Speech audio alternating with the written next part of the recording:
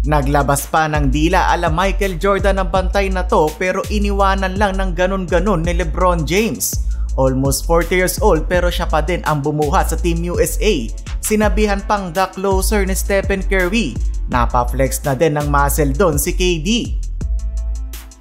Nasubukan nga ang Team USA dito sa London kung saan nakaharap nila ang team from Africa, ang South Sudan. Andito nga din mga idol si Wenyen Gabriel na dating kampe ni LeBron sa Lakers. Well, opening frame ginamit agad ni LeBron ang kanyang pamosong cut to the basket. Slam dunk agad para kay LBJ. Eto outlet pass pa ni Stephen Curry to D-Book. Naka 6 ora ng Team USA, another outlet pass sa pagkakataon na to. Jrue Holiday to LeBron James with the tomahawk dunk. Halfway ng quarter dito na nagsimula mag-knockdown ng 3-pointers ang South Sudan. Pinangunahan ni Wenyen Gabriel. Lumamang pa nga ng hanggang 5 puntos ang team ng South Sudan. Second quarter dito na nagulantang ang Team USA sa kakayahan ng kanilang kalaban. Eto nga si Carlik Jones, sinasayawan lang si Bam Adebayo. American Sudanese player to mga idol na naging G-League MVP ng 2023 at FIBA World Cup assist leader din noong 2023. Grabe na nga ang kumpiyansa ng South Sudan maski yung mga binabato na lang natira napasok pa.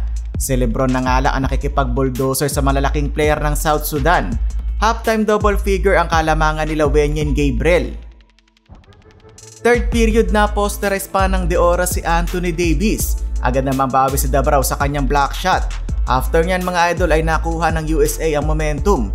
LeBron at Steph nakikipagpalitan ng puntos sa team ng South Sudan. Ni-lockdown defense pa ni Jrue Holiday ang kalaban at naipasa kay LeBron one-handed dunk may kasama pang foul. Napaflex na naman ang muscle si LBJ pati yung bench ng Team USA napagaya sa celebration ni King James. Na-hype din do si Stephen Curry. Eto for the lead, Stephen Curry tumira sa parking lot 79-76, lamang na ang USA.